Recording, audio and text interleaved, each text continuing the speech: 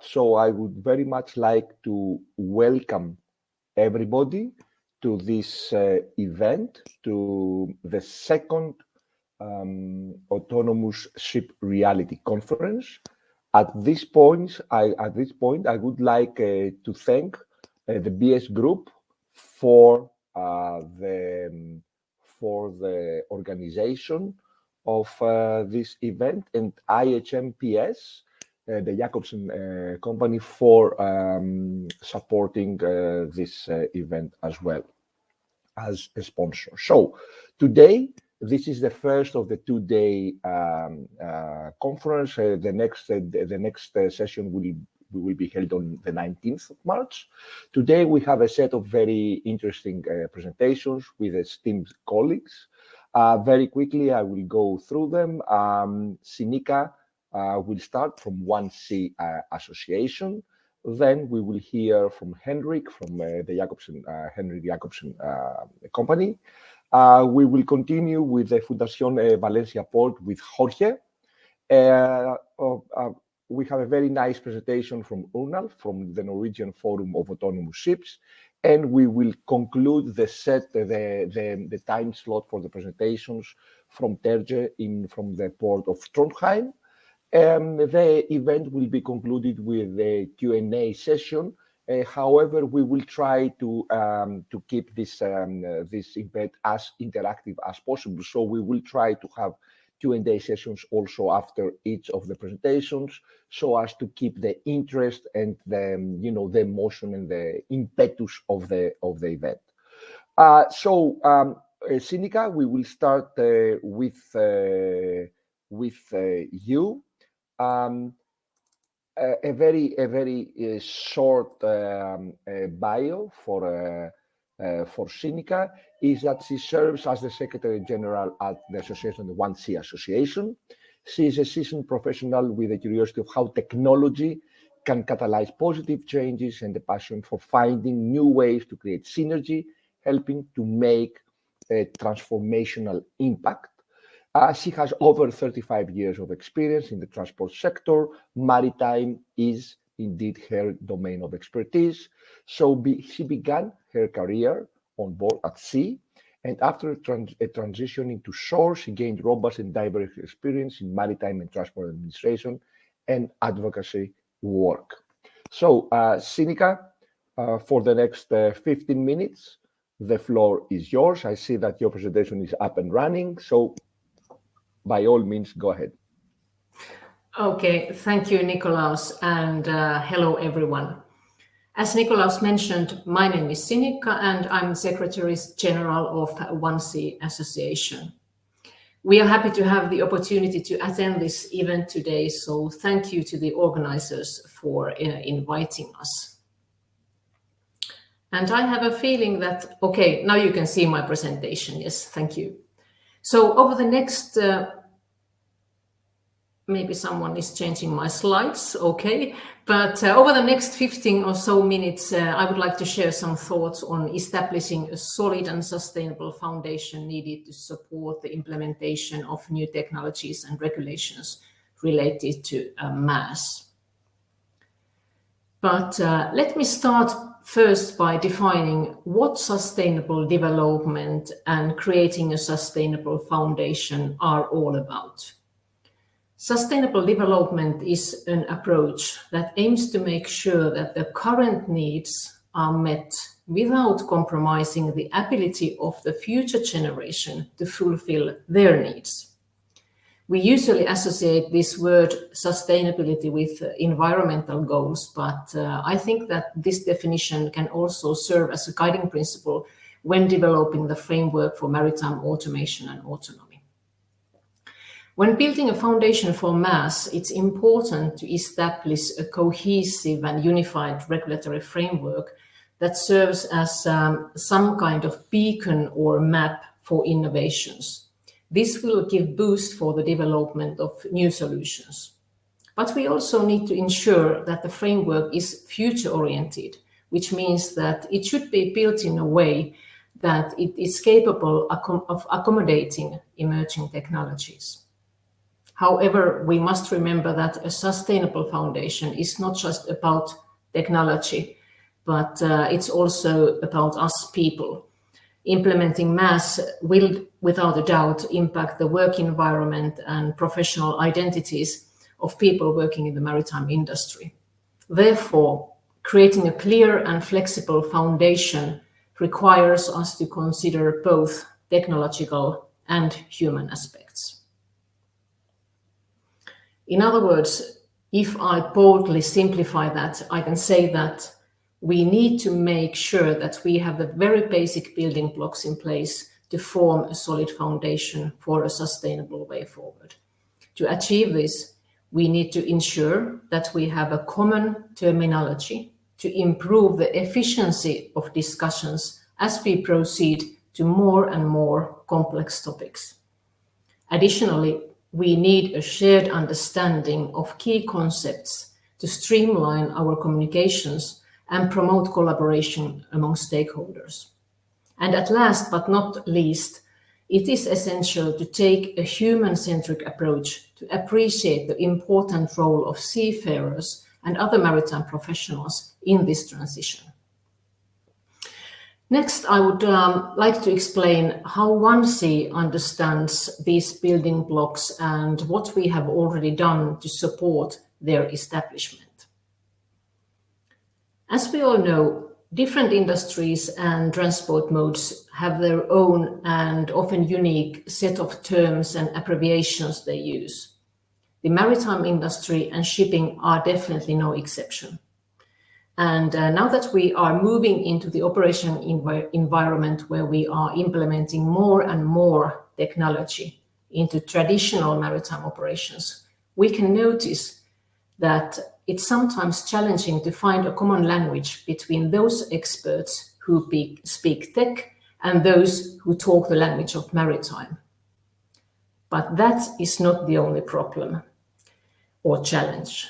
The development of MAS code has revealed that the maritime community itself doesn't have a common terminology when it discusses automation and autonomy. This is something that we need to fix urgently.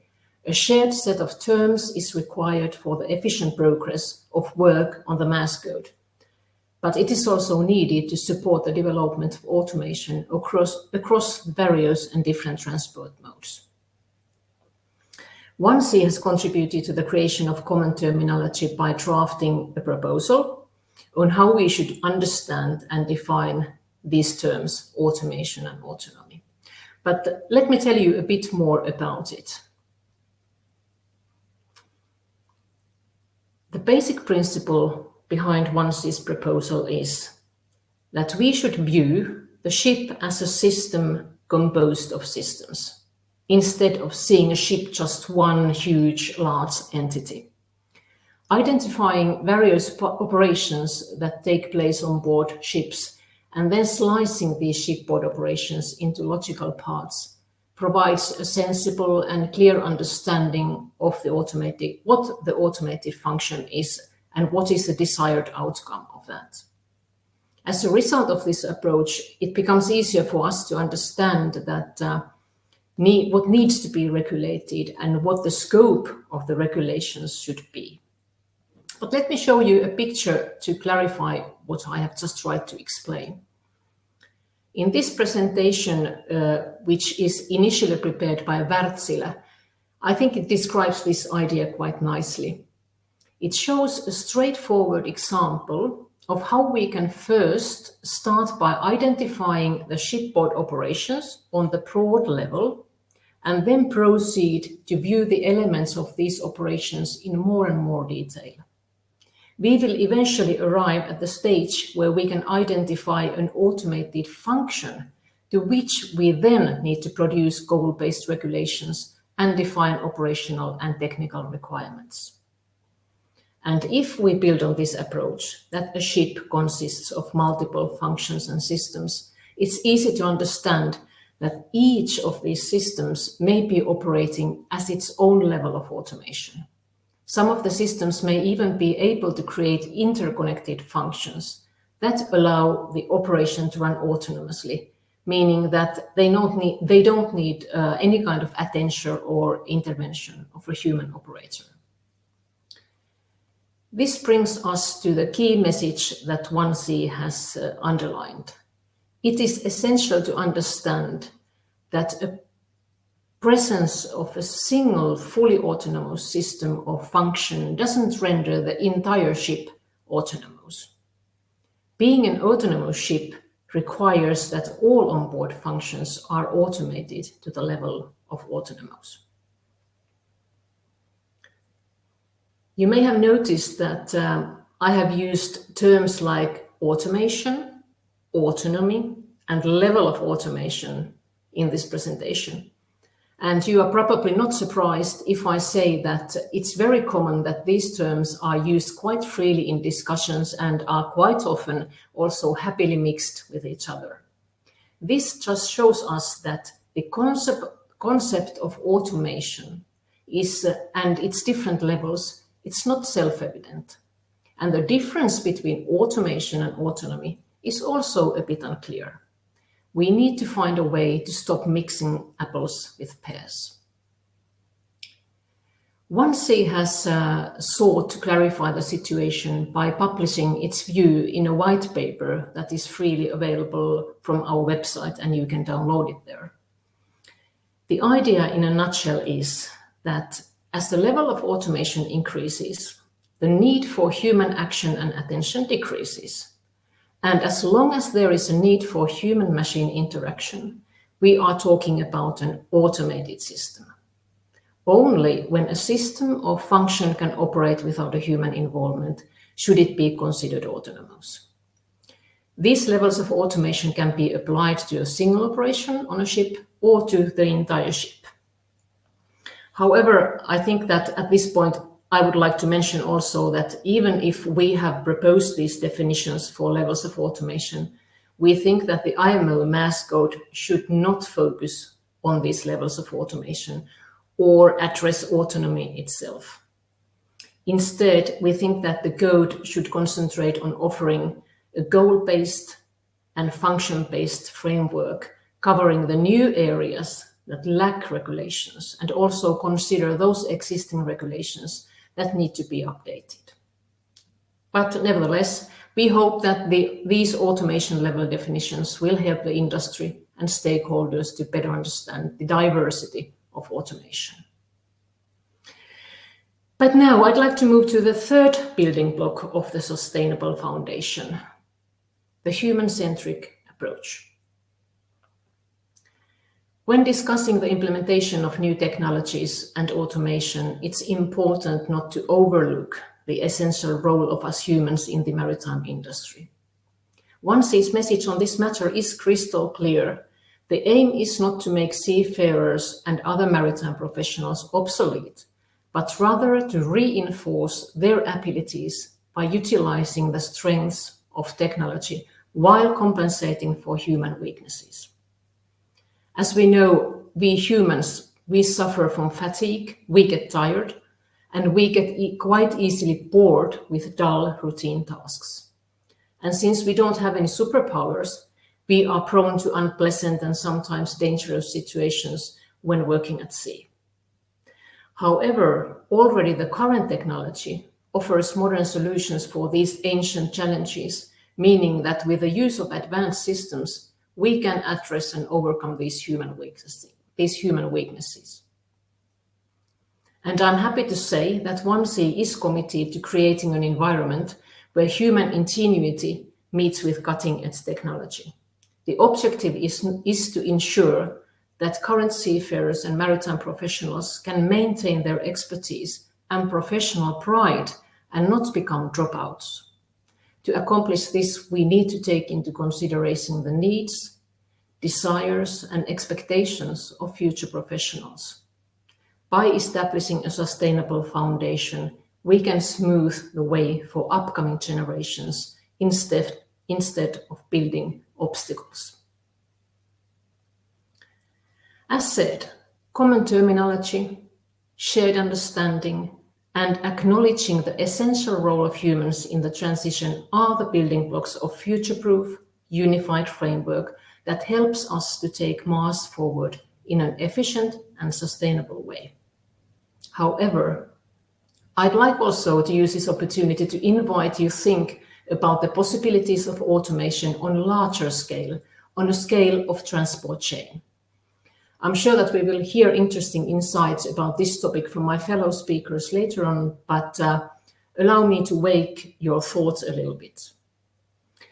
Each player within different transport modes must find a way to benefit from digitalization and seek possibilities to use automation. But the most significant impacts and positive gains comes when we start to integrate the operations seamlessly. Every year, there is around 4.5 million port calls globally, and each of these port visits is a meaningful action, an exchange of goods, passengers, and data. Due to the ever-increasing demand for trade and the growth of international shipping, we have reached a point where we must harness technology to our assistance to improve the efficiency of shipping. The conventional methods are no longer adequate for managing the increasing number of port calls and the complex web of maritime operations. The traditional methods are leading to inefficiencies, delays, and environmental concerns. But by embracing automation technologies and ensuring their simultaneous evolution at sea and ashore, we know that we can unlock a world of endless possibilities. We at OneSea believe that this synchronized development will be a game changer. But at this point, I would like to thank you for your attention and wrap up my presentation by saying a few words about our association. OneSea is an industry-led non-profit global alliance. Our members believe that intelligent and digital technologies are an essential part of the toolbox needed to achieve the goals set by IMO. IMO wants to improve safety, security, and environmental efficiency, and advanced automation and autonomous functions can help achieve these goals.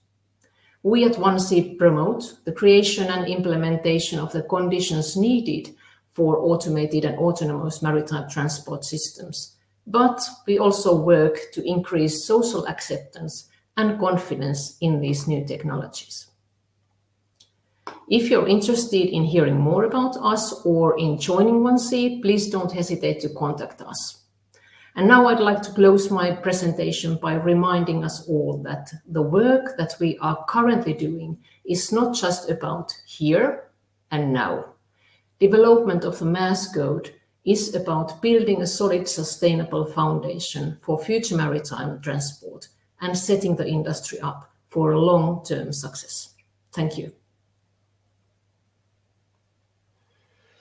Thank you. Thank you very much for the very interesting and, very nice presentation. With respect to time, everything went fine. Thank you very much. Let me just say a couple of things here. First of all, I see that there are questions popping up, but at some point I cannot see them after 10 seconds or something like that. They disappear. I'm just saying that for the people from the organization to hear this and check what's going on with the Q&A. Okay, I got published. Okay, super. Now I understood how it's going. So, Sinikka, let me just, after thanking you once more for your presentation, let me just ask you whether you think, the technology is already there for this kind of ships. Are we missing something? Or if the technology is already there, what are we waiting for? I don't know. I think that is a great question. And I think that one of the key things is this global regulation that we need to be able to create in the sustainable way and put that in place because it will give the view into the future for so many relevant parties. It will give sort of insurance for those who are making the investments, I mean, for the ship owners, for example, and for the port operators and terminal operators. but it will also give guidance for the authorities and also help us to explain for the public audience what this is all about. So I think that we are all eagerly waiting for this global regulation to be in place. Thank you very much. And let me pick a couple of questions from the audience, from the Q&A, now that I can find them. Sorry for that. As I understand, there are questions about what do you think are the key considerations for ensuring, very, very significant terms like interoperability and standardization among different autonomous ship technologies. Do you see any problem there? We are not ready for that yet, I guess. Can you elaborate on interoperability and standardization, please? If that question was for me, I think that the standardization is one of that is one of the key things, and there has been some good progress that have already been made. We all know that, but there is still work to be done. So I think that the global regulations and the standardization, they are the key things, and we still need to work together to get those both concepts in place. But both are going forward step by step. Thank you very much. And the last question, I'm keeping some for the Q&A at the end. Considering the inherent difficulties in defining autonomy and in distinguishing between automation and autonomy, is it perhaps worth considering if autonomy altogether is for shipping a useful term? Should we continue to use it? I think that the term autonomy and autonomous functions, I think it's usable. I think we need to keep it there in the vocabulary. But like I tried to open up in my presentation, is that we need to understand this diversity of automation, so that it's not that we have just one type of, we might have these different levels of automation, and then we have the autonomy. So I think that we just need to come up this way of putting together all these different sort of definitions about automation and autonomy. And we need all these words, but we need to understand what we mean with these terms and words. But I think there is still need and use for the word autonomous and autonomy in maritime.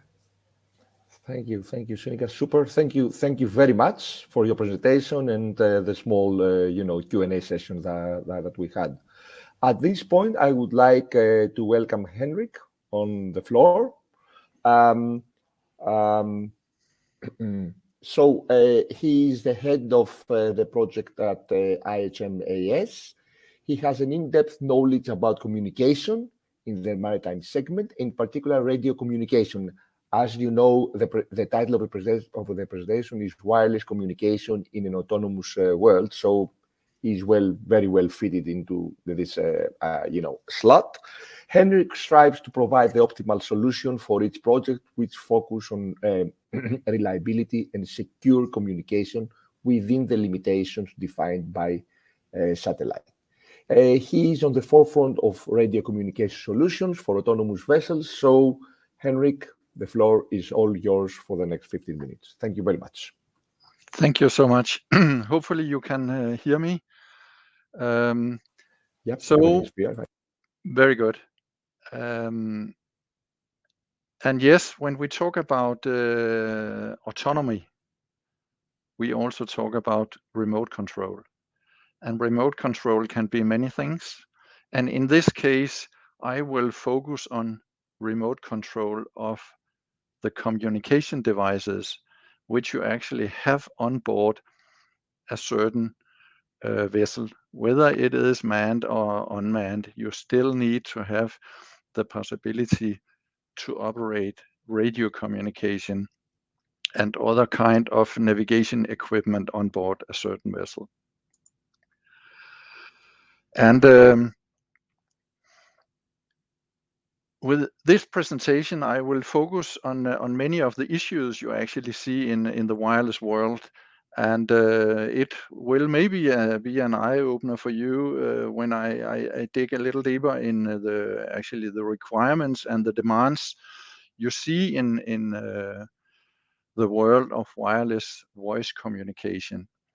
And voice communication is actually also what I will focus on here. But on top of that, also interface to other kind of devices which is needed on board a vessel, which can be a camera, and also the visibility you need to have in focus, because you, as a captain or an operator, you need to see your surrounding area, who is coming near to you, and how to act. So you also need to have interface to a camera. Maybe you want to give a sound to activate a horn, or switch on and off some lights. So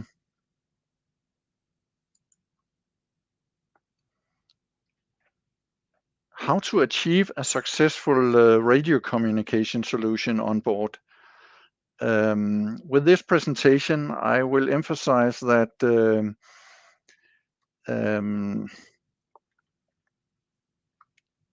you have to have focus on reliability. You have a wireless connection, and when you use wireless connection, you also have to be sure that you have the connection in place. And especially in these days, where you'll see that you can be harmed by jamming from somebody, and also hacking. So if somebody who is not in control can get control, then you really have an issue there. So focus on that, and focus on the cyber security in your installation and in your solution. And then what is needed when we talk about wireless communication? You need to have access to voice communication, and in this case, we do that via an IP connection. So all audio is transmitted as voice over IP. And we need to control the equipment you have on board, so the operator is able to actually operate a certain device. Maybe he wants to change the channel on board the radio so he can communicate with the vessel or with a port, but it is needed to have that in full control. And as I mentioned, access to the horn, if it is foggy, you maybe need to do some signaling. So you as the operator, you need to have access to that. But you also, let me see here, have some rules, and there are regulations you have to fulfill. As we see it right now, it is not possible to have a totally unmanned vessel or ship, but you can still do the remote control of the ship, having resources on board your vessel. But that is also something you have to have in mind. And when we talk about the wireless connection, you need your wireless way, meaning that you have to decide which carrier you actually want to use. Is it based on a satellite connection? Is it 4G? What is the connection you use? Have in mind about your coverage. Where is it you want to sail with your ship? You need to be sure that the gateway you have also has coverage in that area, and the demand for bandwidth. When you have camera, when you have the radio, you have voice, all that in total. So you need to calculate the demand for your bandwidth, and for sure also have focus on your total installation. And in that relation, it is for sure the radiation from your antenna, but also the antenna. What kind of antenna? Is it a fixed, or is it a movable antenna? Have that in focus to have a reliable solution. So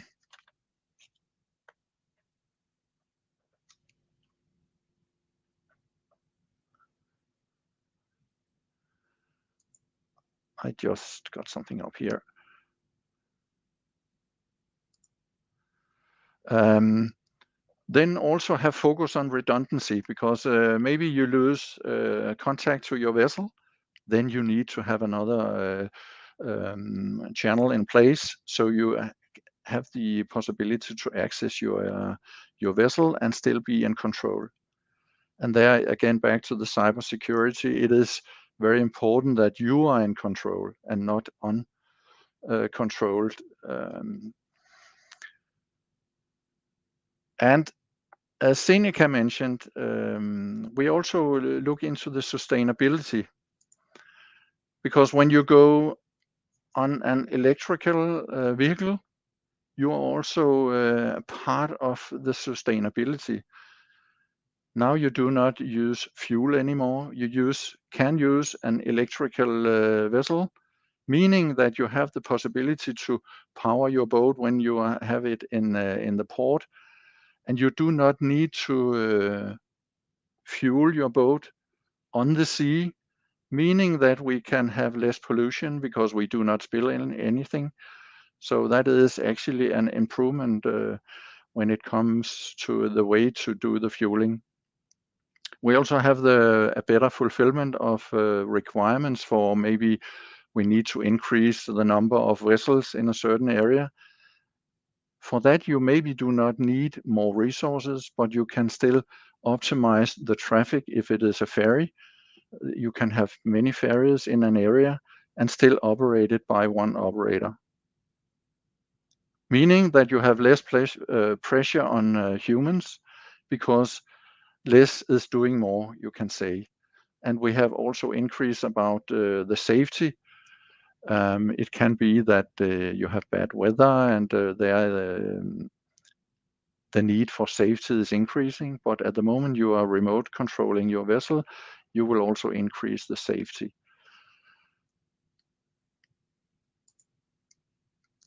So what kind of vessels do we look into when we talk about autonomous ships? Yeah, we have vessels for many tasks to do. Can be, and that is a topic with a lot more focus now, where we look at carbon capturing, and we need to have storage somewhere, and we can actually use the autonomous vessels for that, because that will be from one location to another and back again. Ferries, supply and cargo vessels. Also, we see in many ports around in the world that we have these vessels sailing around to collect trash in a harbor. That is also meaningful for an autonomous vessel. So less crew, less to do more, and centralized operation. So actually one operator can operate vessels in many areas, and then you also increase your efficiency. When you do the configuration of a certain solution, you may look into the type of vessel you have and what the vessel has to do and what kind of tasks, for sure. Here is a case. It is an American company, Sea Machines. They had a project where they had this tiny little tugboat sailing around the Danish seas, and they were controlling that vessel in Boston. And then they sailed around here up in the Nordics with that little vessel, and they sailed around 1,100 nautical miles, doing the control remotely. But in this case, they still had crew on board, but they were steering the tugboat in the US. So to do radio dispatch, you have your coastal station, and from there you are able to access the vessel, and you are able to do the radio communication using the radio equipment on board. And typically that will be an interface to the VHF radio, so you can communicate with the other maritime vessels, and you can even handle the DSC. So if you have an incident in an area, you are able to receive the DSC call and can handle that.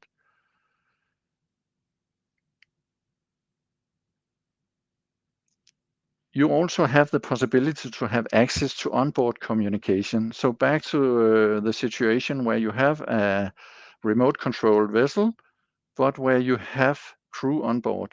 Then you maybe have onboard communication equipment, so they can communicate for a certain task.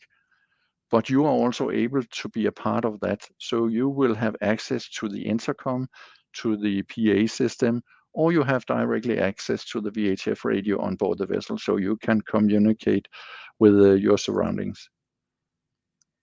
And also control the devices you have on board, so you are in full control of that vessel.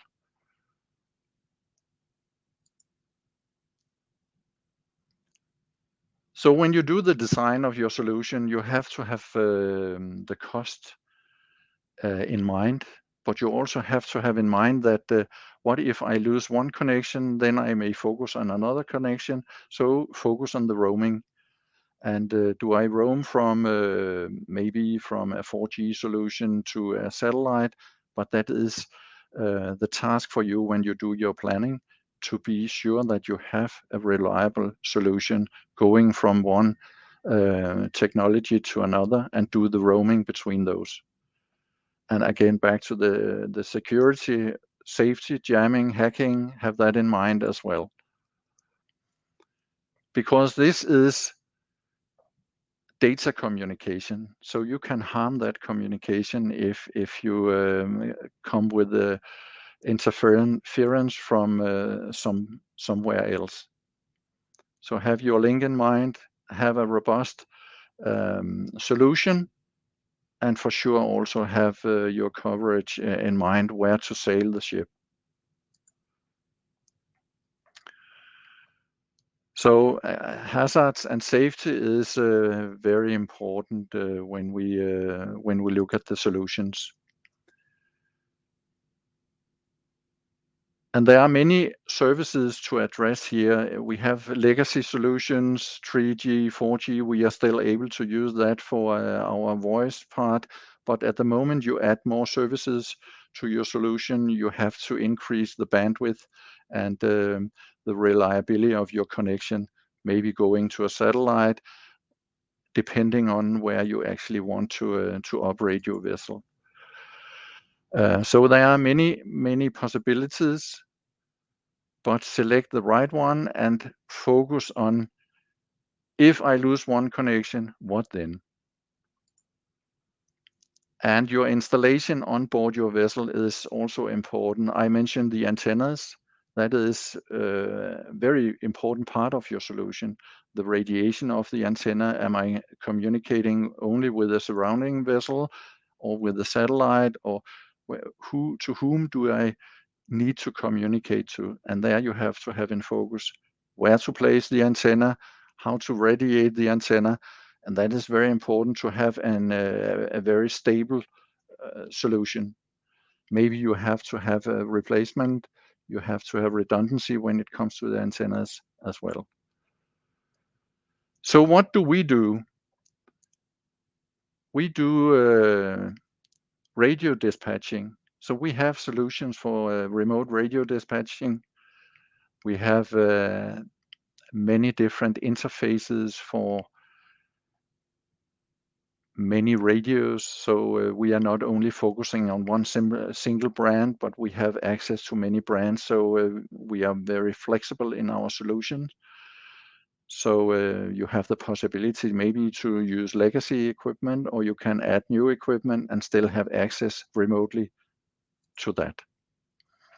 And also interface to many other kind of technologies, which can already be in place or can be added. So coming from the switching part in your server to the real world with equipment, radio equipment on board your vessel, but also the infrastructure, and to collect all that in one single solution. That is possible. Also flexibility when it comes to how to operate and where to implement. So it can be tailored solution also being implemented in already existing solutions. There are many requirements when we look into a special type of vessels, and we are able to do the tailoring of our solutions. But also with focus on the user interface, so it is easy to use your remote control and have a very nice visible view on all the devices you actually have to connect to. This is an example of a solution where you have a remote control room, and via satellite have access to your vessel. And on board the vessel, you have a new sailor radio, could be this one here, 7222. That one you have fully access to from your remote control. You also have access to loudspeakers, could be that you need to communicate with a crew on board and do the signaling. So you can access the foghorn and you can do the signaling as a captain, and you can do that remotely. Also focus on, I mentioned that earlier, the roaming between one service could be from LTE to satellite. There it is important to have that in place. So if you lose one connection, you will roam to another one. And again, interface to your device, have full control from the operator side.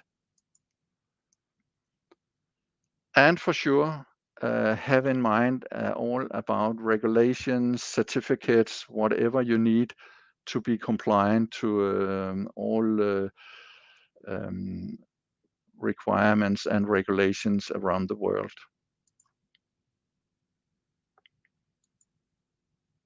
So that was what I had today. Thank you. Thank you, Henrik.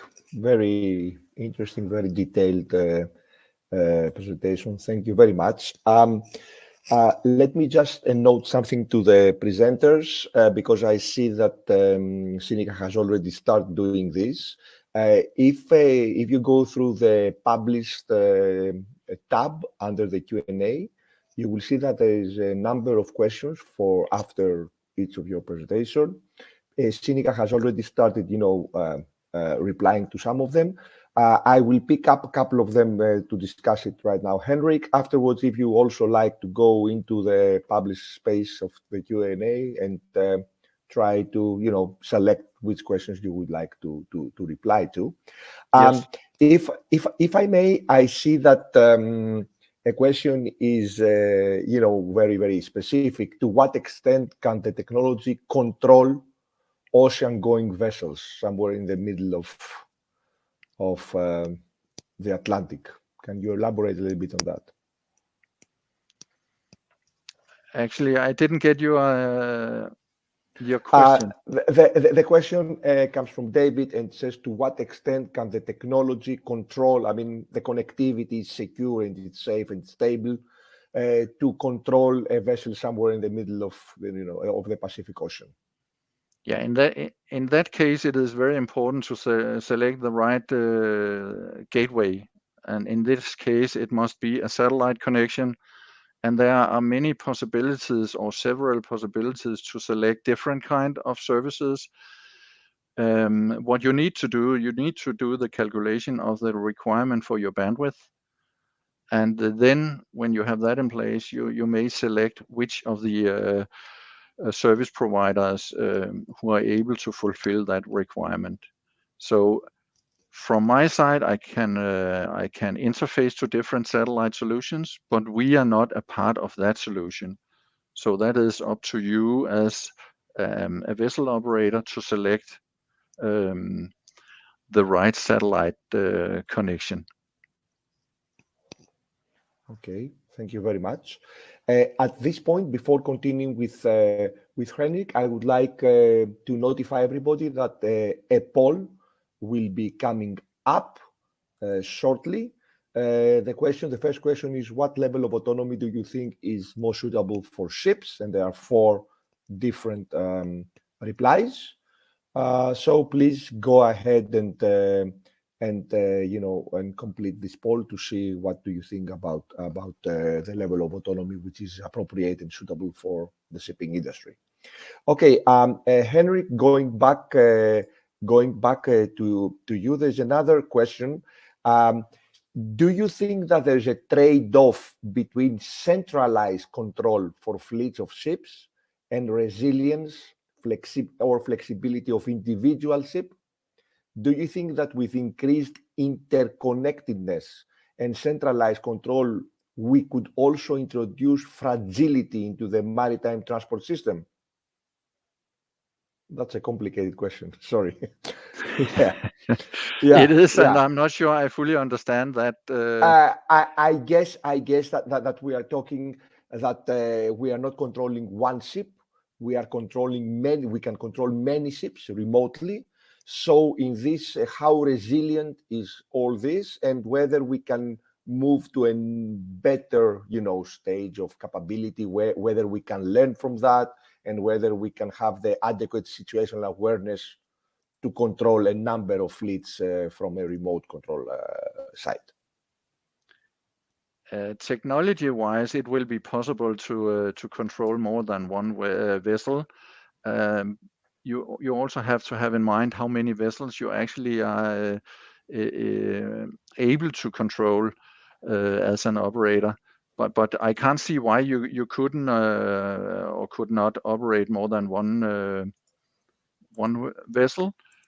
But what you have to have in mind is that depending on the service you decide to go for, it is important that you are trained to operate the equipment with the service you select as your gateway, because you will look into some latency, and that can increase your focus. So if you have many vessels in control, you also have to have in mind if you have latency in your solution and so on, to be sure that you are still in full control of your vessel.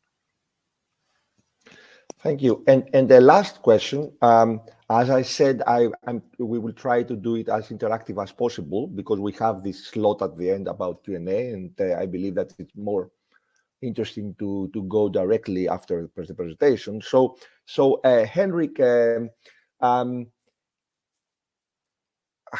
okay, demand for bandwidth is covered with multiple internet resources bonded together. Redundancy you can also cover with multiple internet sources. Is there any already legislation determining how many internet providers you must use in order to use autonomous navigations to be certain that the connectivity will be there, I guess, and you are not losing something? Is there something from the legislation on that? I am not the right one to answer that. First of all, I do not have anything to do with the remote control of the vessel itself. I only have control of the radio control. So what kind of equipment you have there to control, not how to steer the vessel. And maybe there will be some rules about that I do not know. Thank you very much. You see, the questions are quite challenging, demanding, and this is good. I mean, this is very nice, and thank you very much. It was a very nice presentation, very technical and very interesting. Thank you very much. I would also like to remind to everybody that a poll is already up, and at some point, the organizers, the BS group, will come up with results, and we can continue. We can continue with the next speaker. I think it's Jorge. Jorge, is this correct? I hope I'm not missing something. Okay, just a few words about Jorge from the Fundación Valencia Port. He holds a business degree from the University of Valencia and an official postgraduate master's degree in economic internalization.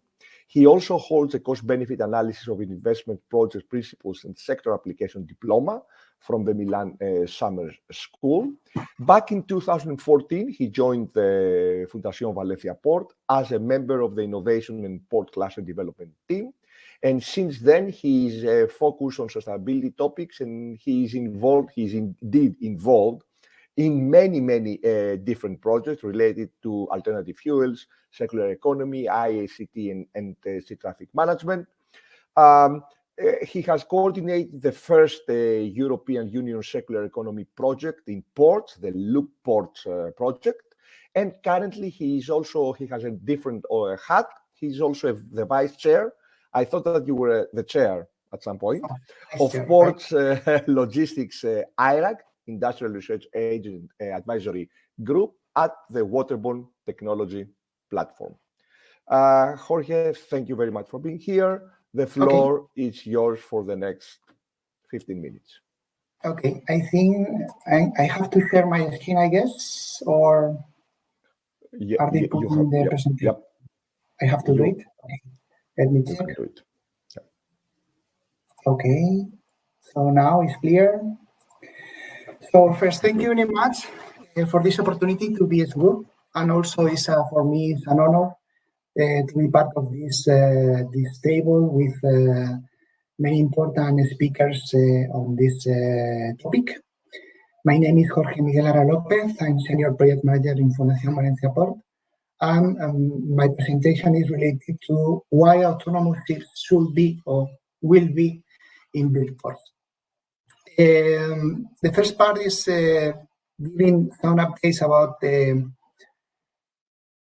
who is Fundación Valencia Port. Valencia Port is a center for applied research, innovation, and training, serving the port logistic cluster in the Port of Valencia.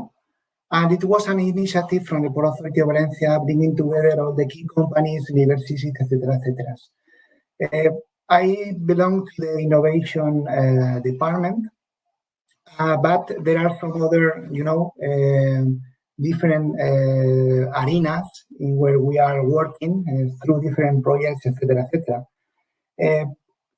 Specifically for this part of autonomous ship, we are in the logistic part, port logistics, but also in relationship with the digital transformation. Why autonomous ships in big ports? As you can imagine, now we have to take a walk in the port side because when we are talking about autonomous ships, always there is a port in where we are calling. In that sense, it depends of the size of the port, can have different reasons of thinking about this scheme of autonomous ship. For a big port, we see that here there are some keys that could better explain why autonomous ships will be in big ports. One of them is the reduction of congestion related to hinterland connections. It means that there is an alternative with a feeder in order to move the cargo from point A to point B, but not always is possible. We will see later. Also, the possibility to move cargo to close smaller ports, improving the connectivity. As you can imagine, not all the ships are calling in all the ports. It means that not always you have the connectivity, direct connectivity with the port of destination of the cargo. And in that sense, try to boost this kind of solutions could foster this real shift of cargo from road to sea, one part, and try to optimize the supply chains to move this cargo from export-import from and to ports. Another point that is really important is the restrictions. For example, when we are thinking about big ports, also we can have some restriction regarding the cargo movements during the whole day. So autonomous ships could give the opportunity, open the window to foster 24/7 cargo movements, even though in adverse conditions when we are moving only cargo, okay? Because passengers is another business. Also, we have to say that it could arise on new dedicated traffics promoting solutions to source shipping and cabotage. We can reduce the accidents during maneuvering because we are doing automatically and we are applying artificial intelligence, etc. Maybe we can optimize this kind of situations and operations. We can provide also modern and qualitative services to their demanding customers. Maybe now it's not a trending topic, autonomous ships. Maybe now there are not shipping companies adopting or trying to implement this solution in their routes. But for sure, I see a future in where these shipping companies will discuss about this point, and also how to design the future ships, the future autonomous ships, to facilitate the movement of cargo and passengers. And finally, I have to say that you can decrease the times of a port call process because you are automating a lot of operations and be more competitive. In this complexity, I have to say that we were working in our first project, Moses project, funded by European Commission. This project tried to enhance the source shipping component of the European supply chain, addressing the vulnerabilities and trends related to the operational of large containers. And our role here as Fundación Valencia Port, we were identifying the port call process, more or less how this scheme can change if we are inserting autonomous ship in the operations, and also how to make the autonomous tugboat swarm in order to provide the towage service, combining with the autodock in a port call. In that sense, it was very interesting, this project, and if you have the opportunity to go through the results, is really interesting. And now we are working in another project that is seamless, is a safe, efficient, and autonomous multimodal library of European South Sea and inland solutions. Is led by National Nautical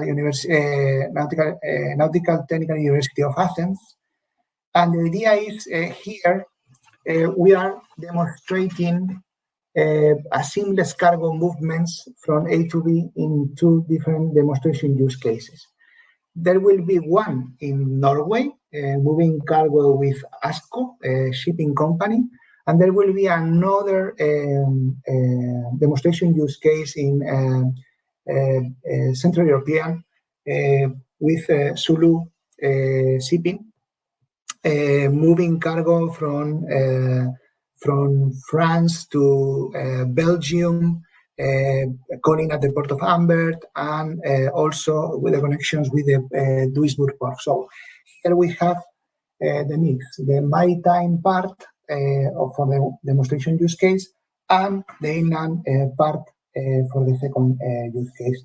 Our role here in the project is we are stating several building blocks. There is a building block regarding logistics that is led by ISL from Germany. There is another building block led by MacGregor, talking about the port, and another building block led by Kongsberg that is thinking about this scheme of autonomous fleet. What are we doing here? Okay, once we had the experience of Moses, and taking into account that in Spain there is a new regulation upcoming, is the law on ports, that is including a specific article related to the possibility to admit autonomous ships in Spanish ports. We found very interesting, not only from the objectives that I said before, and now we have to put an eye on these kind of things. As you can imagine, the Port of Valencia is one of the most important points in the world. Is the most important European Mediterranean port in moving 5.4 million TEUs per year. Also, we have a lot of connections with the islands, with other countries, passengers with Algeria. We have a lot of port calls from cruises. Also, we are moving. We are a hub for moving new vehicles to different areas, and we are moving a lot of cargo. In that sense, as you can imagine, here we are in a structure that we have to evaluate or analyze why autonomous ship in the Port of Valencia. And here the main objective is try to evaluate or analyze potential alternatives to transfer goods from road to sea. And someone could say, okay, but you can use a feeder. Why autonomous ship? Because of the restrictions that you could have during the day in order to move the cargo during night, etc., etc. Also, we are looking for this study in order to promote alternatives to decarbonize the port from the point of view of the emission, noise, and congestions linked with the road transport. Also, intermodal alternatives alleviate the possible traffic peaks when we are moving cargo through the hinterland, and also to take advantage of the connectivity of the port. I said before that not always all the ports have the same connectivity, and the idea of this possibility of autonomous ship could help. Also, we want to establish a holistic approach to analyze the future autonomous shipping in coexistence with traditional shipping, because a big port has a lot of routes, a lot of ships during the day, traditional ships and maybe autonomous ships, how to sort out this traffic within the port area, the possibilities of berthing this autonomous ship and move the cargo from different terminals separated in the port area. So it's very important, this part. And also the comparison, because from an economic point of view and financial point of view, when we are moving cargo, increasing cargo through road, you have to comply with some requirements, and it takes a lot of high investments in alternative infrastructure by road in order to move the increased cargo in the future. In that sense, we were starting in other projects to understand the typology of the modal ship that we have, the cargo moved by train, the cargo moved by truck, and you can see in the picture at left the number of vehicles per hour in working days during a year. So you can imagine that in the Port of Valencia now, in 2023, we have an average of over 4,800 trucks per day. It means that if it is increasing, we need to look for solutions, alternative solutions to move the cargo. In that sense, you can see in the right a map that we are developing. You can see here in yellow the road infrastructures. You can see also the provinces painted in blue, and also different points along the coastal waters, Spanish coastal waters in the Mediterranean. Our idea is try to understand and to study a use case, a transformative use case, taking advantage of the results coming from the demonstration use case in the project. A seamless project is try to analyze or study a transferability to a shuttle service, trying to move not only containers but also ro-ro in a configuration of 24/7 operations with different schedules and routes. Try to understand what is the size of the ship, what is the cargo that you can move. Also, the comparison from the road regarding the emissions and the fuel consumption, and the possible matchmaking or identification of alternatives to the road transport in order to move the cargo. In that sense, here we have analyzed in depth the cargo move through the Port of Valencia from to the different provinces, but take into account that we are discarding the cargo that is moved in other parts of the hinterland. The idea is the possibility to move the cargo from the Port of Valencia to smaller ports in the north and in the south, if this sense, in order to avoid this cargo move by road. But should have sense, because if not, you will go by road. The idea is we analyze in depth different scenarios of the potential trucks to be shifted to the sea transport, and here we have more or less an overview of preliminary or draft numbers, and now we are in the situation of analyzing depth not only the part of the cargo, but also if it has sense, the productivity of the port terminal, the possibility to move the cargo, how to configure the lanes or the shipping routes according to the cargo move through the year, etc., etc. So in conclusion, it's difficult, but any port that could provide some innovation insights for the future should look at perfectly this scheme. The insertion of the autonomous ship in big ports is a very complex reality. I think you will see with the presentation of Terje, from the point of view of operation, is really, really difficult. And if you coexist this traffic with the traditional one is a challenge. Also, it's very important the reason, because you can have the concept, you can have the idea, but you have to sell it to the rest of people that should believe on this. And the idea is here, adopting these solutions can stem from many end user needs, but also should be reflected in the business model. So we are in charge of the business models in Seamless, and maybe we will reach you through a questionnaire in order to identify those business models that could have sense. Only win-win scenarios have a future. And also, supply chains as a whole must find this concept very attractive for the adoption, and knowing that the investment is very high, because here the important is who is paying the bill. When we are talking about high investments in road transport, for example, is the government that is paying that.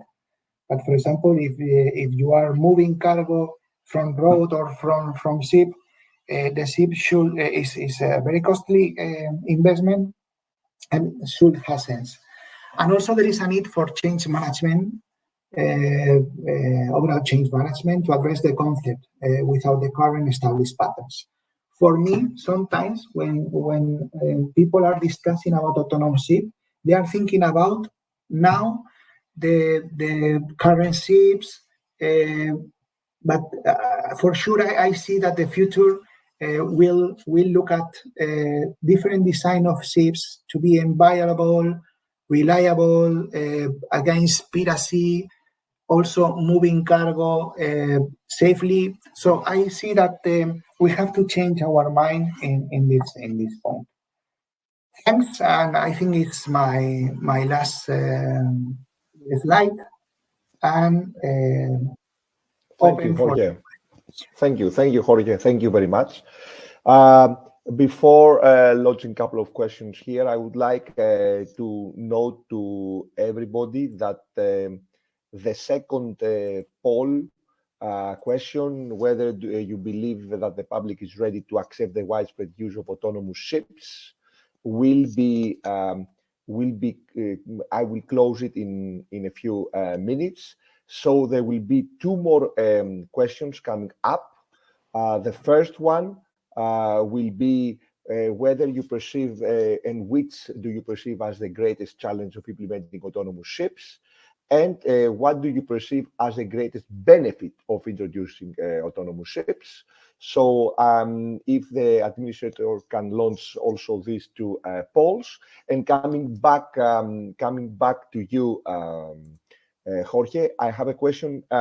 First of all, what do you expect? I mean, what do we expect that it will be changed? What will be the changes in ports to receive autonomous ships? Can you elaborate a little bit on that? I mean, what are the main 2 or 3 points that something will change in the port? I guess, I don't know. Yes, for me, the first will be the communications. There is a vessel traffic service. There is a remote operation control center. There are a lot of parties or stakeholders involved in the operations. So I see that for me, not only you will see the autonomous ship concept, but also port nautical services as well on this. the configuration of the terminals in the way of moving cargo, also the possibility to have a dedicated terminal to move the cargo here. So there are a lot of changes on this, but for me the most important point here is that there is a reluctancy of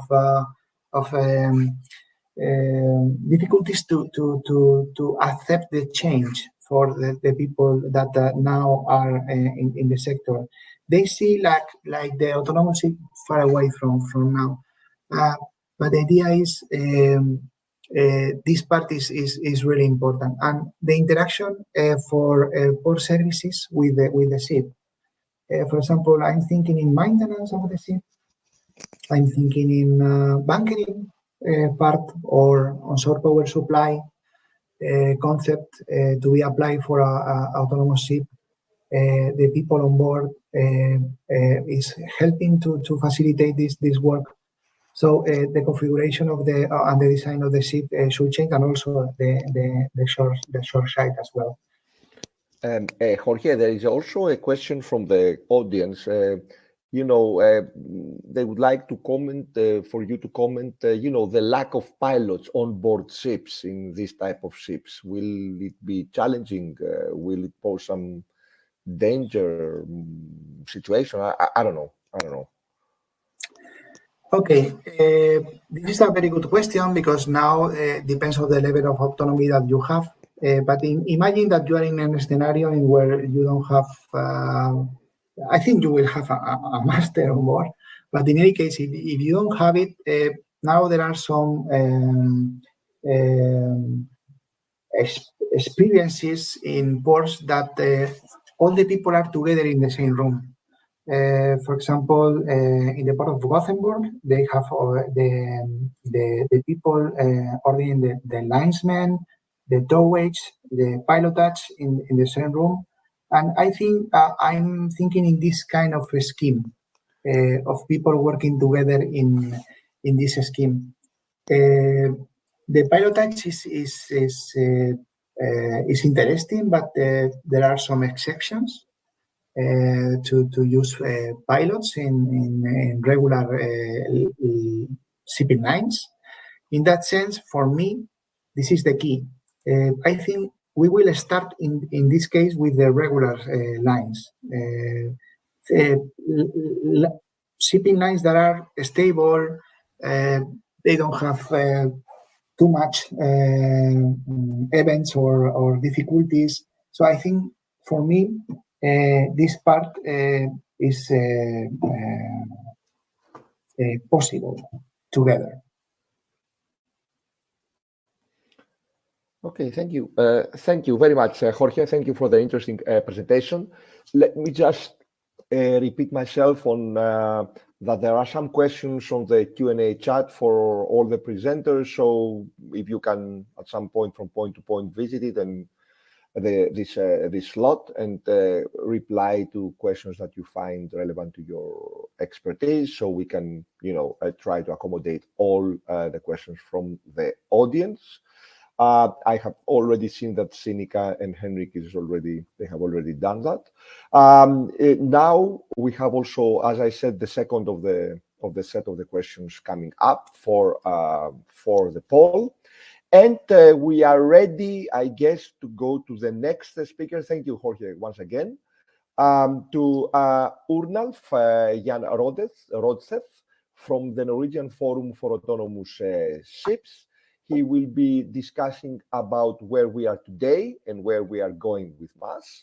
So Urnalf has an MSc in Cybernetics and Electronic Engineering from 1983, and he is indeed a very well-known researcher for more than 25 years in the maritime information and communication technology. In the last 10 years, he has worked a lot on autonomous ship technology and maritime digitalization. He's a senior scientist at the Sintef Ocean, and he's currently also general manager in the Norwegian Forum for Autonomous Ships. He's involved in many committees. He's a member of ISO TC8 and IEC TC80, and he regularly meets at IMO as observer for ISO and participates actively in the development of the IMO compendium and its IMO reference data model. So you are up and running. Unalf, the floor is all yours. Thank you. Let's see the slides in full so I can see it. So I'm going to say a bit about how we look at autonomous ships here in Norway and why we are still quite interested in the concept. First, a bit about the Norwegian Forum for Autonomous Ships. We established our test area here in Trondheimsfjorden, middle of Norway, in September 2016, and just a few days after, on early October, we also established Norwegian Forum for Autonomous Ships. We are currently 40 members from all areas of shipping, including authorities, industry, ship operators, universities, crew organizations, and so on and so forth. So it's really I would say a reflection of the wide competencies we have in the maritime cluster in Norway, which is also one of the reasons why we think we can do quite interesting things with autonomous ships. And some of the driving forces, so to speak, here in Norway at least, is, as several other places, a shortage of seafarers. This is from August 2022, in the summer, where we had to cancel a lot of these ferries, passenger ferries and car ferries, operating along the coast in Norway due to missing seafarers. And this is getting worse. The other thing which is behind both the Yara project and the ASCO project that has been mentioned before here is the wish to do transfer of cargo from road to sea. And this is not, I mean, it's helping that we get electric trucks, which are relatively rapidly emerging here in Norway. But if you look at what the external cost of freight transport for the different modes in the middle diagram here, heavy road vehicles is about 5 times the external cost of maritime transport. And even if you electrify all the trucks, you are still talking about external costs on the range of 4 times that of the current maritime transport. And this is a lot about accidents, noise, infrastructure cost, particulate matter, which is not helped by electric trucks much, and so on and so forth. So it's really a very strong desire to move transport from roads to sea. And we have a lot to sea in Norway. Norway is also, similarly to some of the other countries in Europe, like Croatia, Sweden to some extent, UK, we have a lot of islands and fjords, and that is used extensively for both car transport and passenger transport. So one of the things we are working on now is to improve the services to the travelers by, if possible, operating 24 hours a day, which would otherwise be very expensive due to the need for extra crew. Also having more flexible systems with on-demand or high-frequency services on some of these connections. So passenger transport on the highways is important, but as you may have seen from some of the projects we are running, we are also looking into urban transport on waterways, which is quite interesting in many cities in Europe. So this small picture here is from Trondheim, a trial of a fully autonomous passenger ferry in the city center. Another issue, which is also hitting quite a lot ports these days, is that due to the cost of real estate, ports are moving out of the city centers. This is also happening here in Trondheim. At least there are plans. And by moving, for instance, transshipment ports out to the main fairway and having small electric shuttles delivering the cargo into the fjords, we can save from Sandstad here, which is on the main fairway, down to Orkanger, which is the biggest container port in Trondheim. You can save about 5 hours sailing for the short sea feeders, and we can increase the number of ports we call on, and there's a lot of interesting issues here. And if you use small Ro-Ro vessels, you can also operate with very limited infrastructure in the city center. You only need a Ro-Ro ramp, and if you can take the cargo immediately from the small shuttle vessels and to the final destination, you don't need any or very little real estate also for cargo storage. So these are very interesting issues that we are investigating, and it's also one of the cases in the Seamless project that George was mentioning. Linked to this idea is also that, at least in Norway and some other places, there is a lot of ports. We have more than 1,500 ISPS terminals in Norway. And having this kind of shuttle system makes it possible also to transport cargo directly to smaller rural destinations. So this is also an interesting point we are looking at.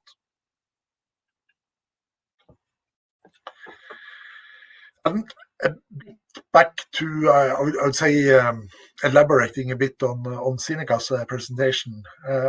Where are we going, and what is happening today?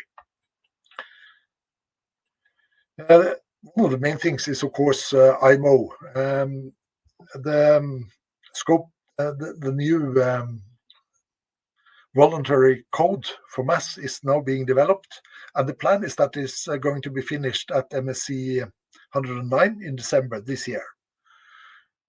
It's not unlikely that that will happen, and then the plan is to approve it as a mandatory code in 2026, and it will go into force in 2028. And as was mentioned before by Sinikka, this will most likely be a goal-based, risk-oriented code.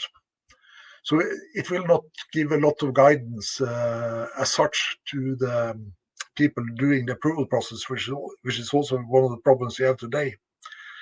But the pure existence of an IMO regulation will have a lot to say for the further development and implementation of autonomous ships.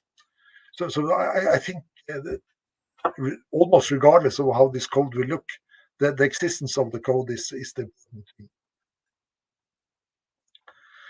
Another point which I would like to emphasize is, as I said, we are looking a lot at smaller ships, more flexible transport solutions. And the smaller the ship is, the more important it is to get it uncrewed, fully uncrewed. And that has to do with cargo capacity, it has to do with energy use in the hotel section, flexibility in the systems, and so on and so forth. And I think also George mentioned that one of the things we are also very interested in is 24/7 operation of these ships, so that we can utilize particularly the smaller ports better than we can today. And this also means in practical terms that it has to be fully automated. However, fully automated and uncrewed does not mean that you don't have people in the loop. It's also important that IMO has more or less landed on the conclusion that even an autonomous ship needs a master, although the master can be on shore. So there will always be the need for a person in the loop somehow. And that means that we'll have to look at this remote operation center or remote control center. And if you have people in the remote operation center, you don't necessarily have to have a fully automated ship. You can make use of the people in the center for doing more complex operations, typically port approaches and port operations. if you look at this example, which is a typical short sea feeder from Rotterdam going up along the Norwegian coast, it's sailing for about more than 25 hours from Rotterdam up to the first port in Norway. And if you look at the AIS plot down at the bottom of the figure, it's not a lot of traffic. In a 5 times 6 kilometer area, you have 3 ships, and this is from one of the most densely trafficked area in that passage. Even along the coast, coastal fairways is a bit more complicated because you get more crossing traffic, of course, but it's not really densely trafficked. The same plot you can see up there shows about the same number of ships, 4 or 5 ships in a 5 times 5 kilometer area. So there's ample possibilities here for automating a lot of these functions. However, as I said, the more complex things like port approach, berthing, and all that stuff may have to be remotely controlled. And that also illustrates that we have to think about kind of 2 different operational modes in the remote control center. One mode where you only are intervening from time to time, which probably needs relatively limited bandwidth and a more abstract situation displays, versus the direct remote control that you may need in ports. And also, going back to this long, relatively long passages, 35 hours or something like that, I think that you really have either to fully automate it, or you have to have people on board. You cannot have a system where some poor guy is looking at the screen for 25 hours and possibly having to intervene for 2 or 3 times during that period. You really have to build the automation system so that it warns the operator before intervention is necessary. And this is connected to a common problem in automation, that if you have very high automation, you rapidly lose the attention of the operator. And this is a problem. So I think we really have to look at autonomy, going back to that, as a binary concept. Either you trust automation to be in control, you have an autonomous system, in other words, or the operator is in control. And then you build the automation and the user interfaces to work in a system like that. Finally, this is also an interesting point from my perspective, that if you compare ships to cars, road traffic, you can see 2 very interesting aspects. One is that it's actually possible to do automation control for ships. Things are happening very, it's during long voyages, there is not a lot of situations that will be complex enough that the automation cannot handle it. And the ship is relatively large and so on and so forth. So it's cost effective actually to have a remote control center, and it's possible to have shared responsibility between humans and automation if you design it correctly. So I think autonomous cars is a really bad idea, but autonomous ships is a really good idea in my opinion. That's final presentation slide from my side. Thank you very much, Runar. Very nice presentation, giving where we are, indeed where we might be going or where we are going. Before having a couple of questions and a little bit chat with you, let me just remind to all attendees that there are already now we have 2 open polls, and I see that there is some lack of responsiveness from the audience. So please go to the polls so we can reach the number of replies that we have in the 2 first questions. And at some point after we close these 2 questions, there will be a final 5th question popping up about how familiar are you with the concept of autonomous ships, how familiar you are, whether you have heard it or whether you have studied or whatever. So this 5th will be the last the last question of the poll, and at the end I will discuss, and we will discuss a little bit the results of the poll. So, Orolf, going back to you, I have a question from the audience. So it says that in light of the IMO's role, how do you envision international collaboration further enhancing technical standards and regulatory frameworks to accelerate the global adoption of autonomous shipping technologies? This is once again the famous standardization topic. I don't know. Yeah, I think it's a very valid point. My impression from the regulatory work we are doing here in Norway, and also the approved work for the ships we are working with, is that doing the risk-based assessment, all this open-ended description of what the system can do and cannot do is extremely challenging, both for the designers and for the authorities. So personally, I think one of the main problems is that nobody knows exactly what we are asking for and to what degree of detail we need to do this analysis. And in that area, I really think that the international community could come up with the good solutions for standards or methods for doing this analysis to a suitable level.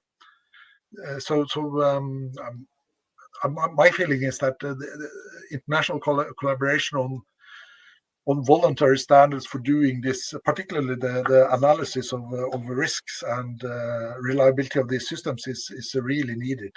And perhaps more of the research should go in that direction. Okay, thank you. And another question, that since the conclusion of the regulatory scoping exercise at IMO, it seems IMO seems to be moving back to including self-awareness or self-governance as a qualifier for what distinguishes an autonomous ships from a non-autonomous ships. Do you have something on that? Can you elaborate a little bit on that? I would say that what I tried to say in my presentation is that automation is very good at doing routine things. So what we are looking at, in my opinion, again, is to simplify the operations so that you can trust the automation to do the right things in these particular circumstances, and then rather rely on humans to do the more complex things.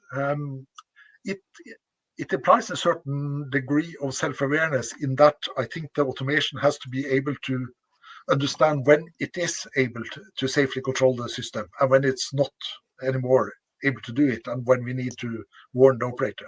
And if you call that self-awareness, yes, then we certainly need that in this type of automation. Okay, thank you. Thank you very much, Olaf. Thank you very much. Okay, I think that now we are ready to go to the very last but not least presenter, to Terje. If I just also say that the final question just popped out from for the poll, so please go ahead and complete this as well.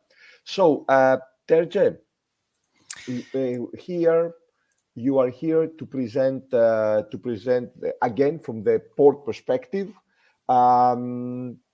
in relation to autonomous shipping, to automation and all that stuff. So you will be presenting the port of the future, innovation and sustainability in port operations. To tell you the absolute truth, I do not have your bio, so if you can also spend 30 seconds to introduce yourself as well. And the floor is yours for the next 15 minutes. Thank you very much. Yes, thank you. I hope the sound is okay. Super. Yeah, that's nice. Well, first of all, thank you for inviting me for this opportunity to talk about something I'm very interested in, and that is innovation and sustainability in port operations. And I have made a brief bio for myself. My name is Terje Meisler, and I'm the Chief Operating Officer at Trondheim Port. I have been at Trondheim Port since 2017.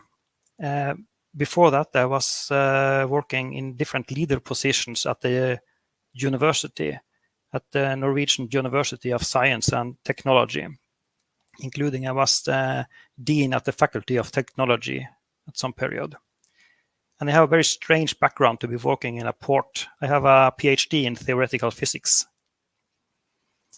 I should also say that of the areas I'm interested in work is sustainability and climate, expertise, technology, digitalization, but also how to coordinate and develop the regional port operations in a best manner.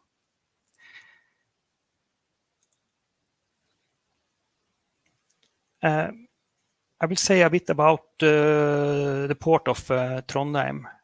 I think we are in some ways a special port, but in other ways a quite an ordinary, smaller port. And I will also talk a bit about how we work with innovations and technology, and also say something about what do we think is the port of the future.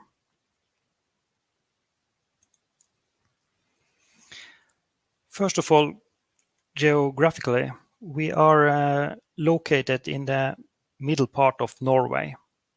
And Ernulf did present some of the project in this area of Norway.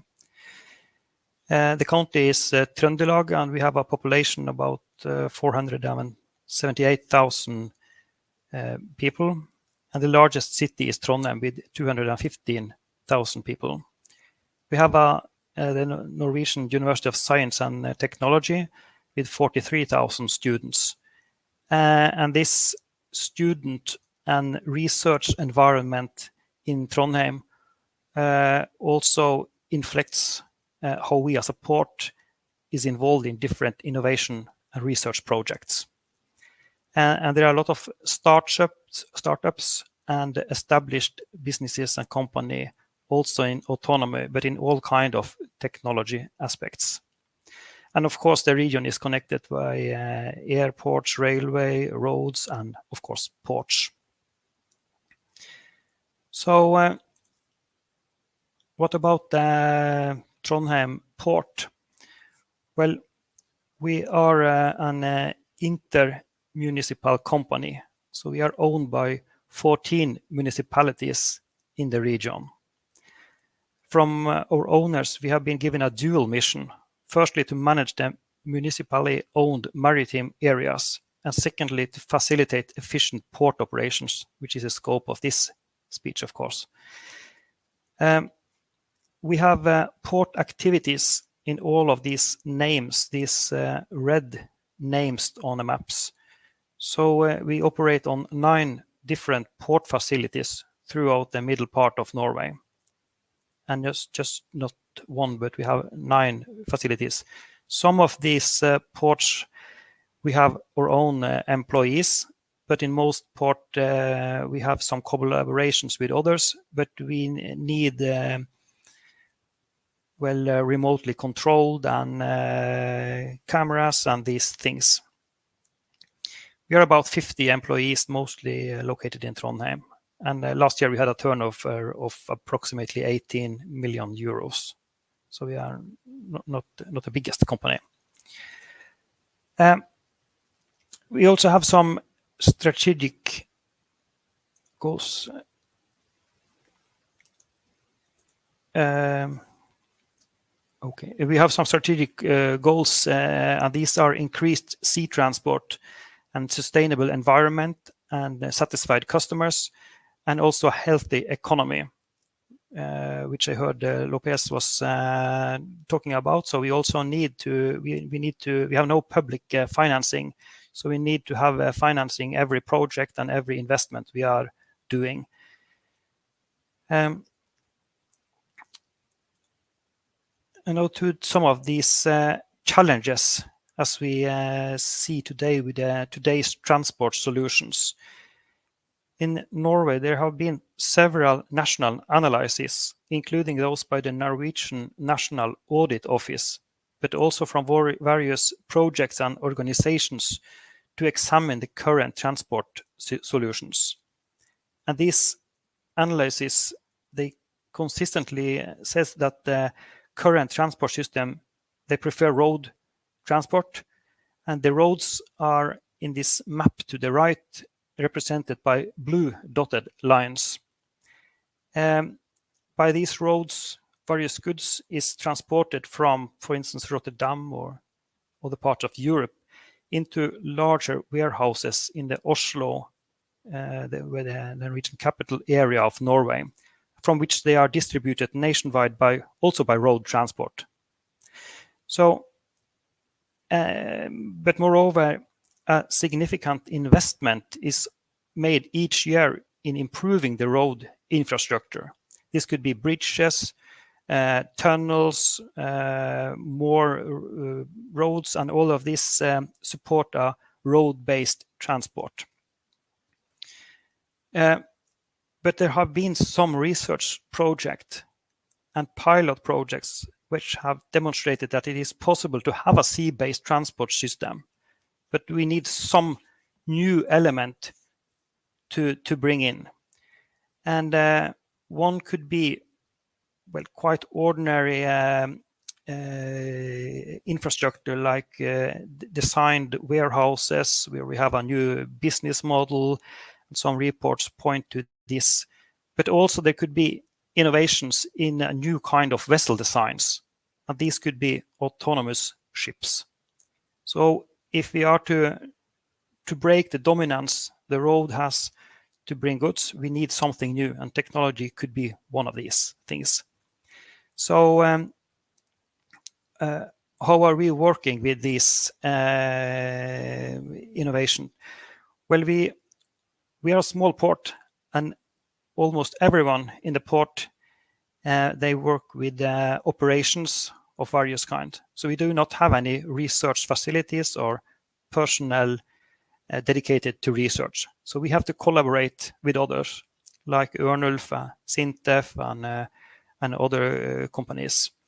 And one of these projects where we was collaborating was a EU-financed project, AEGIS, Advanced, Efficient and Green Intermodal Systems.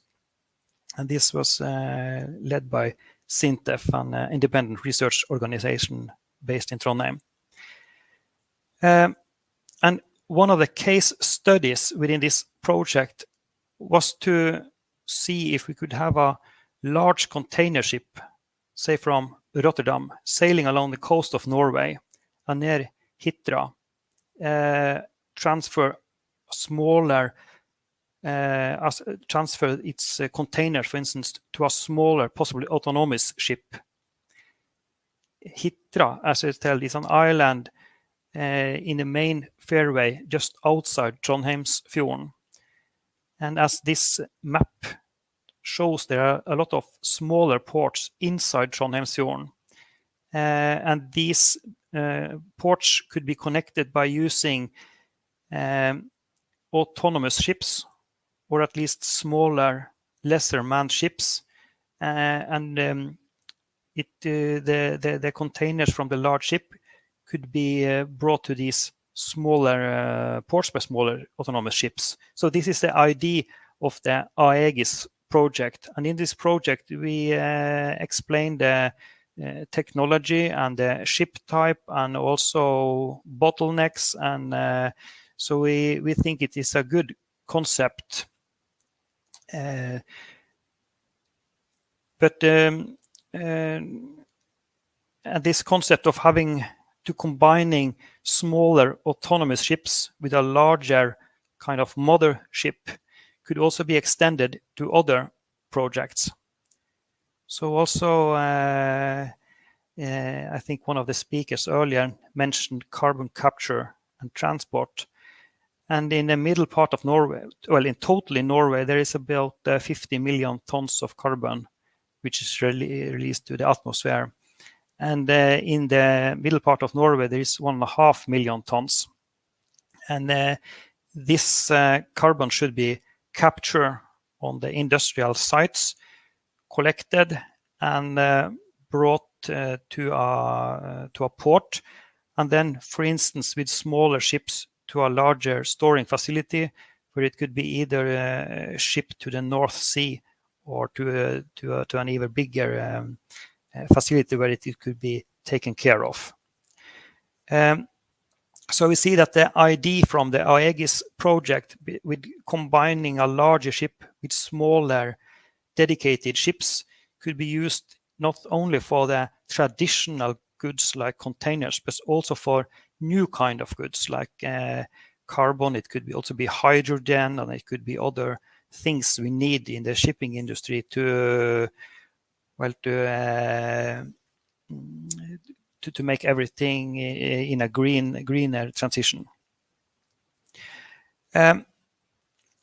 We are working with both of these cases, both the carbon capture cases and of the results from the Aegis case.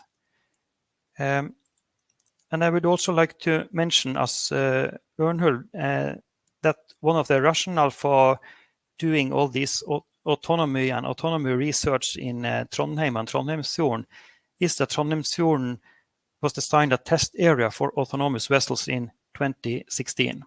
And the purpose was to test new technology, share knowledge, and also develop new regulations which is suitable for the autonomy. What is the role for a small port with this? Well, it is to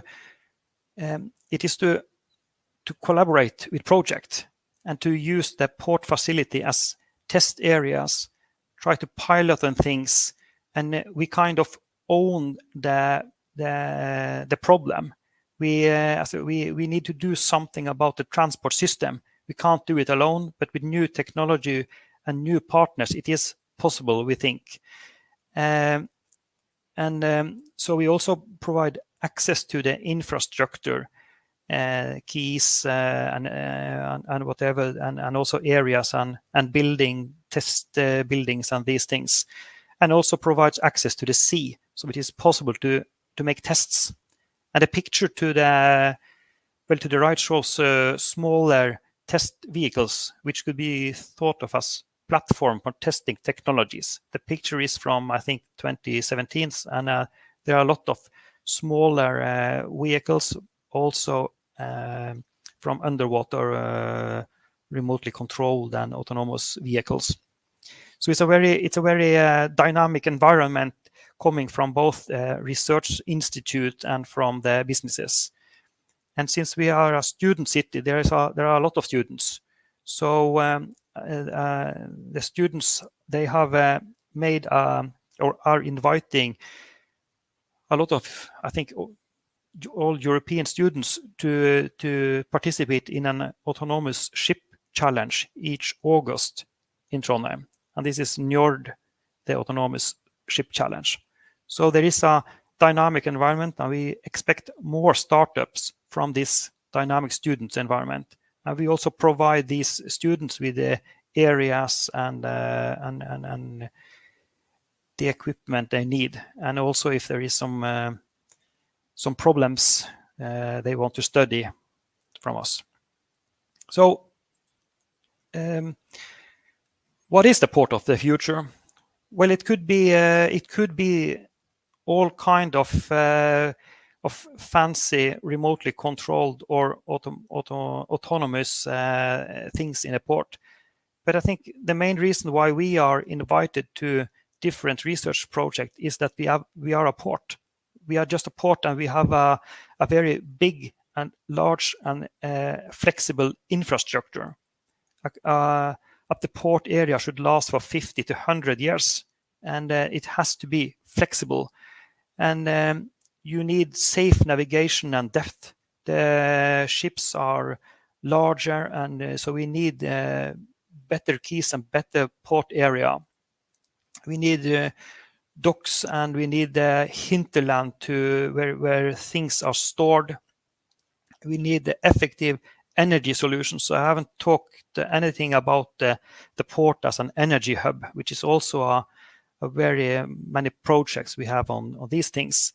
and we have to have efficient logistics solutions in the area, and also strong collaboration with the local and regional business community. And of course, digital and self-service solutions.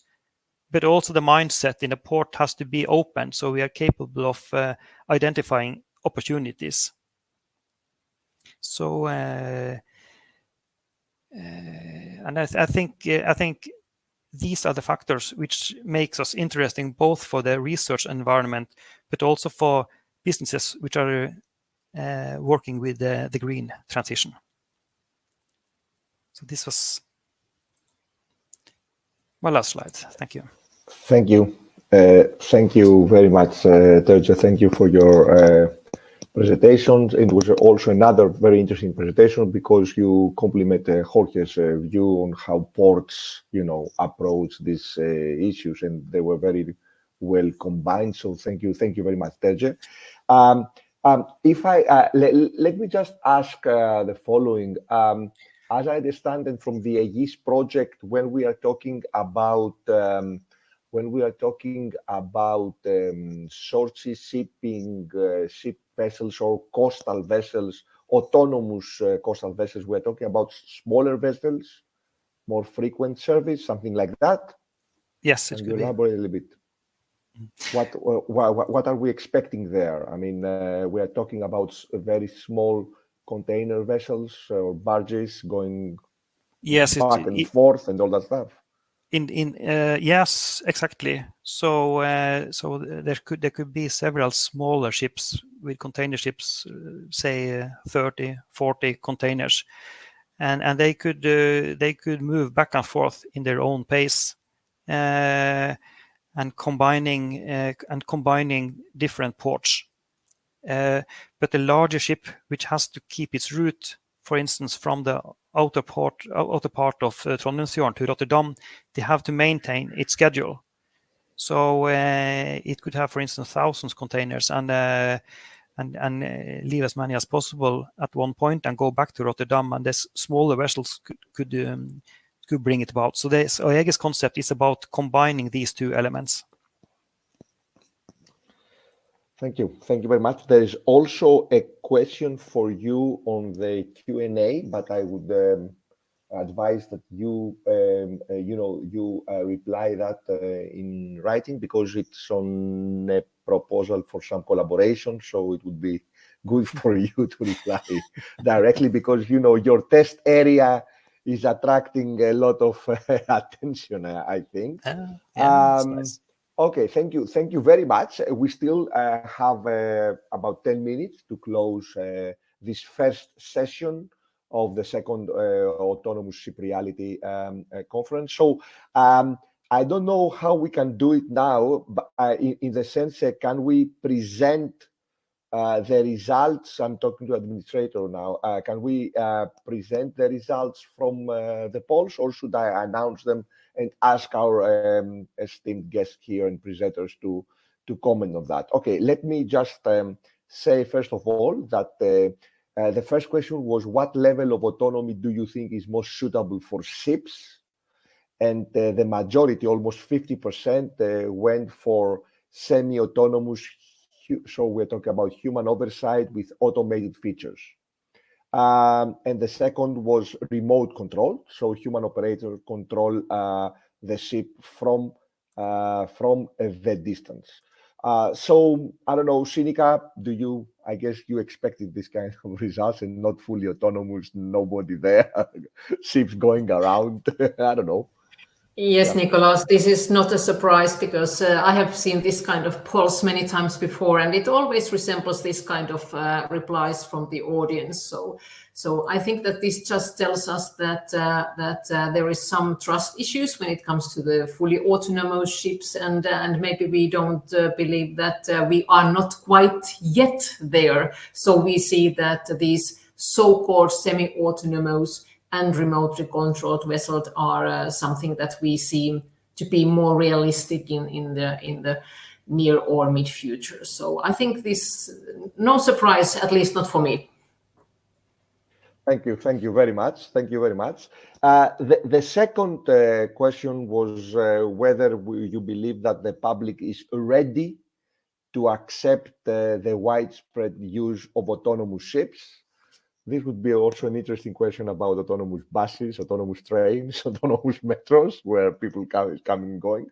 So here, the majority, but not so, I mean, it was about 42%, the majority there, said that the public might not be ready to accept this widespread use of autonomous ships, but there was also quite strong probability, about 32%, 1 out of the 3 of the attendees, and we had like more than 105 responses. That said that we are ready. I don't know, Henrik, you want to comment on that?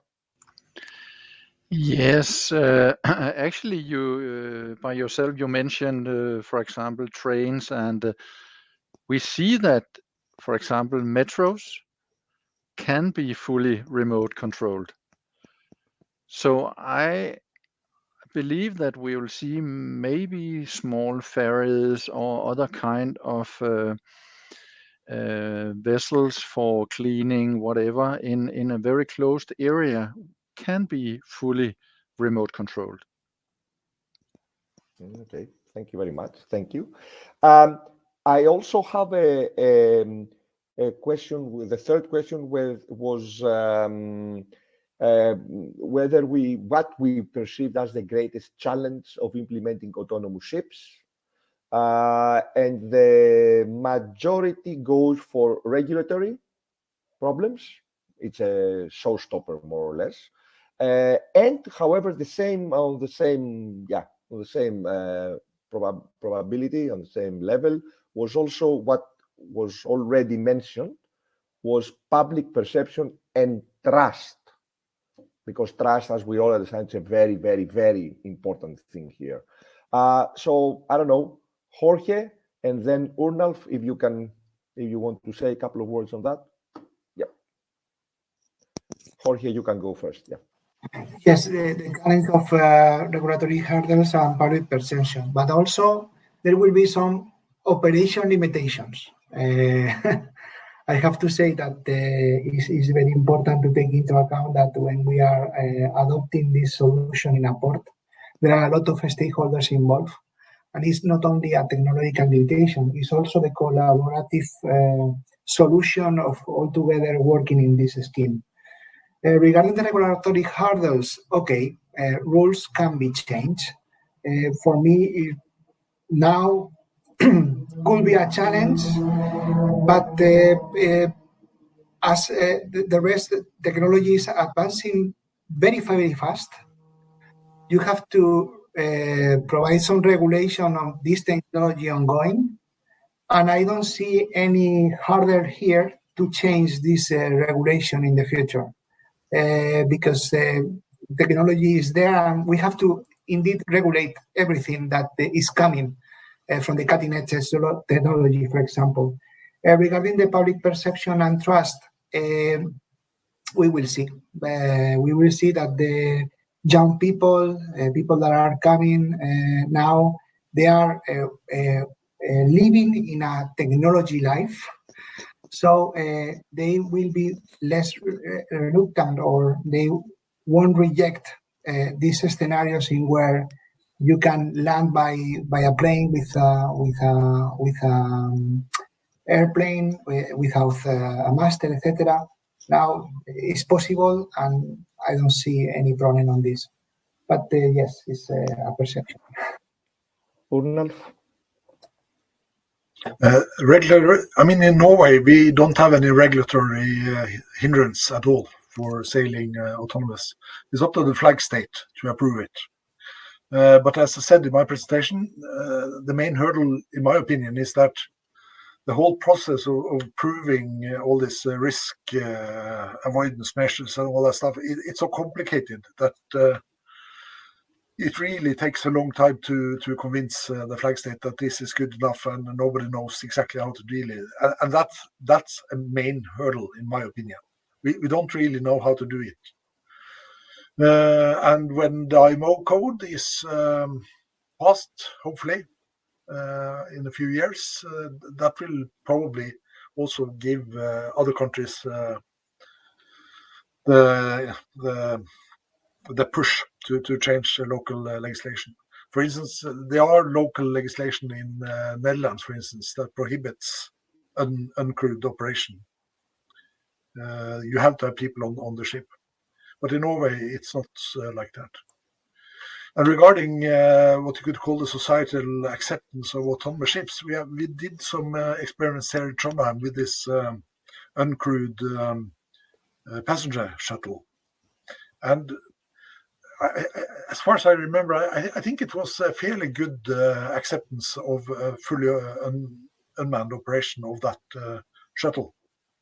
Most people thought it was okay and eagerly sailed with it. And in general, I think people they are less close to ships and ship operations.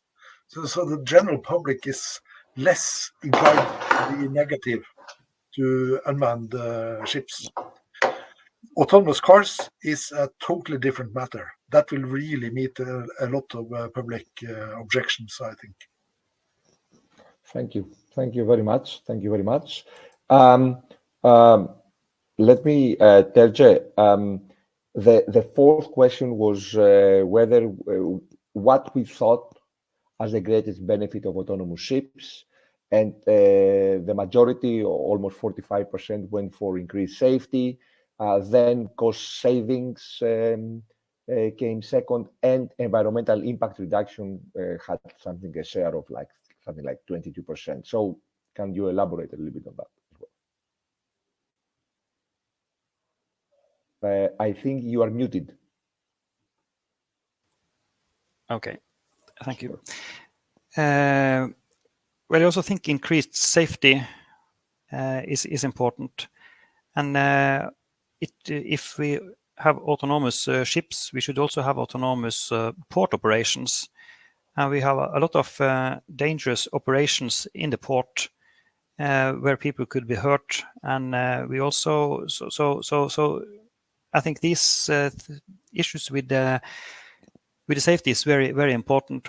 But I also think a port could be more efficient, because if it is remotely or autonomous operated, full time or partly, the ships could come and go well more frequently at all times of the day. So it would be better to man the port and have it operating.